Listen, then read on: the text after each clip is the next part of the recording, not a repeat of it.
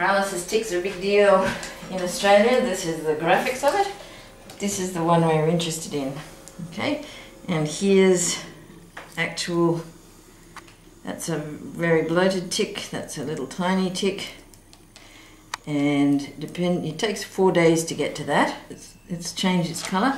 The main thing is that it's got a pointy nose and red legs at the front, then white legs, then red legs. Okay, so that's how you tell you've got a paralysis tick.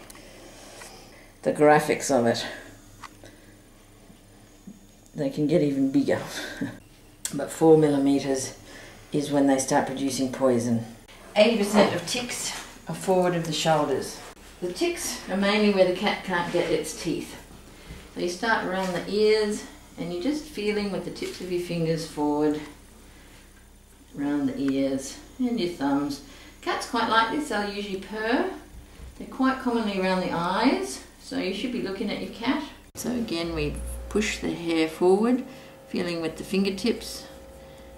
Have a quick look inside the ears because it has been known that the ticks can get in ears. So it's just a matter of with your fingertips, and not this end of them, but more that. You have to take the collar off because the main place for them to hide is under any collars, and then just up under here, and you just feel over the whole cat. And it is a matter of rippling. Some people ripple from the back. Not every cat likes to be checked over here, but it is still important. So it's little fingers, and you do have to cover every square inch because they are pretty little. As I say, really focus up here around the shoulders, up under the armpits. And it's just, there he is, a good boy. Around the shoulders. You'd be surprised at how the little tick can actually hide in, even in leg hair. Occasionally they get caught in the pads. I never thought to check the pads. Right up under here. Same on the other side. Yeah. This is, you're about as strange as you can be today. Now you can practice on finding nipples, because even boys have nipples, and numbers of people have tried to pull the cat's nipple off. Thinking it's a tick. Thinking it's a tick. And then again down the belly again. What are those nipples? Okay, now the one, and the same back here. Not common to find them back here.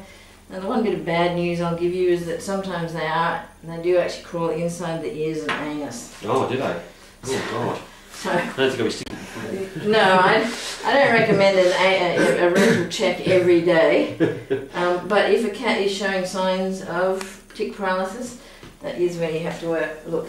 So just a quick, not too not too personal, but just, especially if you go around the top like that, you can usually bring the skin from around the anal area up to an area that's not too unpleasant for him. I guess you run down the tail. I've never seen a tick on a tail or heard of one, but you could probably get one that might get stuck right there. On the tip.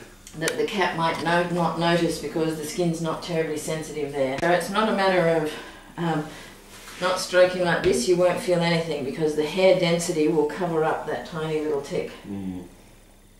But ruffling it the wrong way, and the cats do get used to it.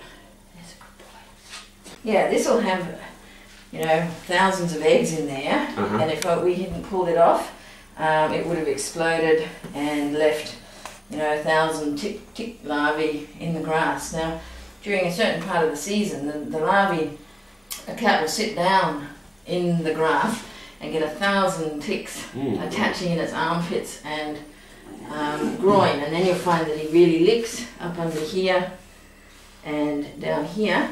And then we have a thing called an Avitrol bird spray. It's for bird lice, and it's a natural pyrethrin. You can only use a natural pyrethrin on a cat, and you soak it, and then you can pull the little ticks out once they're dead 10 minutes later. Otherwise you can't pull them out. It's very irritating. I've actually pulled ticks off cats before and pulled the body off and left the head. Yeah, we used to think that was the worst thing you could do, but we now know that the tick stops injecting poisonous if you do break its body off, but the head remains as quite a nasty foreign body, quite a nasty thorny thing. So I don't know if this is so, but they say there's a difference between New South Wales ticks and Queensland ticks.